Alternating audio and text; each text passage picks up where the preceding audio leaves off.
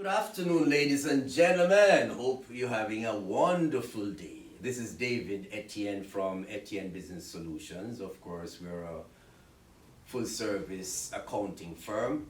I think most of you are aware of Etienne Business Solutions, and for others, this is an introduction.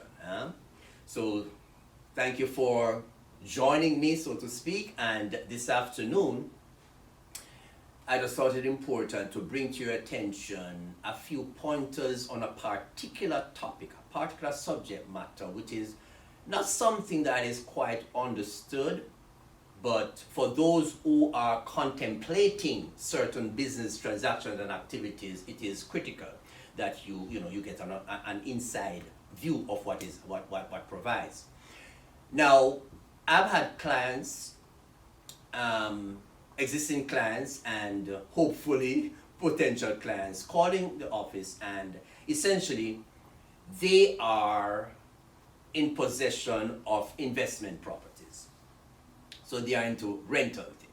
They will have 2, 3, 4 properties and basically rent them out. That's their source of income. So they are not dwelling homes for them, they are really business properties.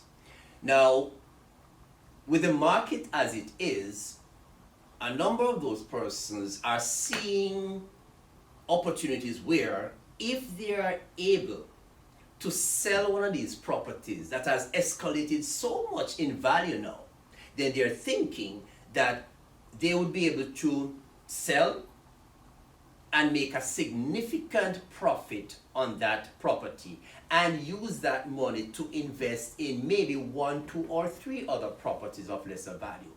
And generally speaking, that is a sound business view. 2 things to note upfront. Most of you would know this once you're into rental property business, is that once you sell your property, your asset, your investment property, then any gain you make from the sale is referred to as capital gains, and there's definitely going to be capital gains tax to contend with.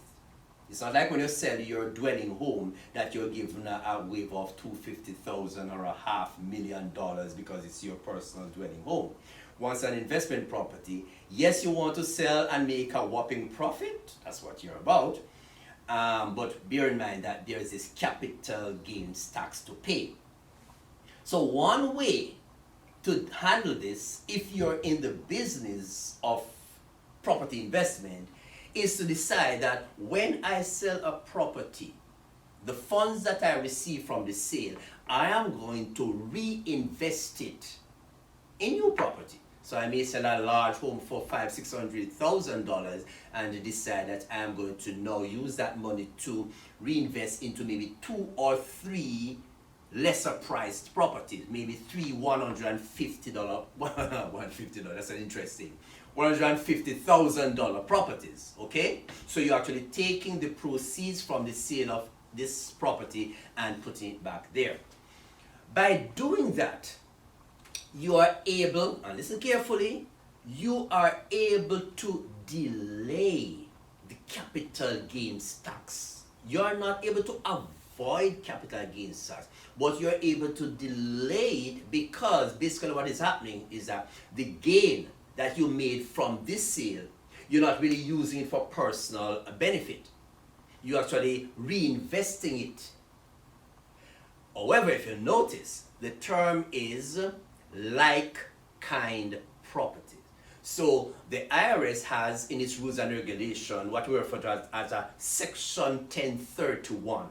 Okay, there's a section in the tax code, section 1031, 1031, and it's referred to section 1031 like-kind exchange, and that's exactly what it means. You had some property, you sold the property for say $700,000, you made $200,000 gain, which would be your capital gain, on which you would have to pay capital gains taxes. But to avert paying that tax just now, to delay it, you may choose to put the money into new property. Now here it works.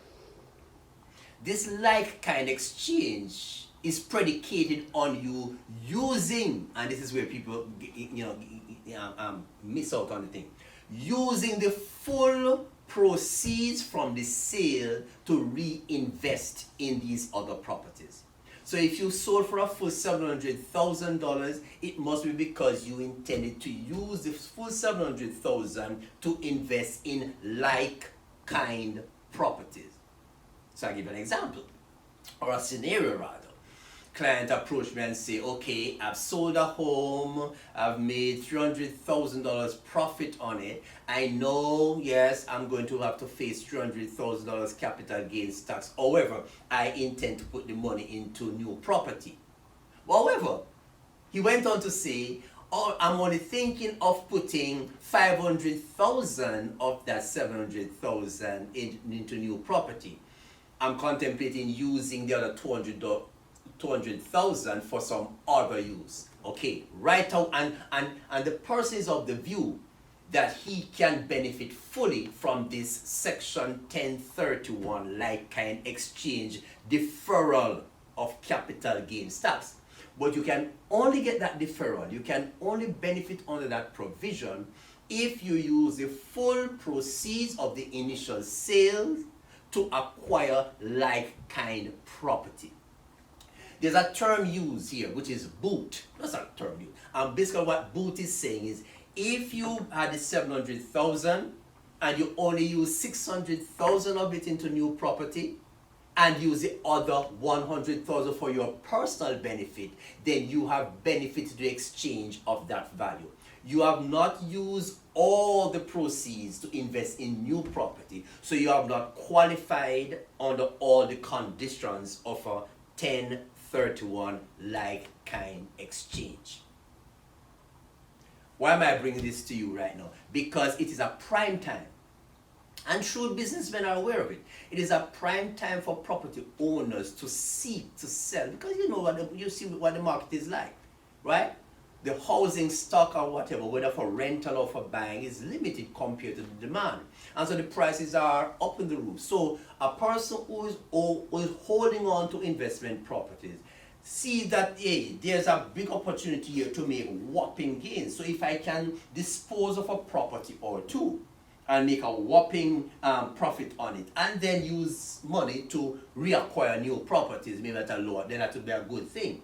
Not realizing that, yes, it's a good thing, but you only get the full benefit of this provision under the tax law, which is this 1031 like kind exchange provision, if you have utilized all the funds there. That's all. Just a tidbit I thought I would bring to you. And so share this with you, so in the event that you're in the process or you're contemplating the sale and purchase, then this is something that you need to take into consideration. Now, just bring to your attention that we have a YouTube channel, Etienne's Place, and you can actually see the link at the bottom of this video here. That's Etienne's Place, and you will find the link at the bottom. Well, we have quite a few videos on several business topics, varying types of issues, problems, considerations. So I invite you to check it out and subscribe so that new videos will come to into your box. But check it out, where we cover a lot of topics from taxation to investment to financing, accounting, etc., etc., etc. All right, so that's just my tidbits for this afternoon, and I'm hoping to be in touch with you with a lot more goodies to come.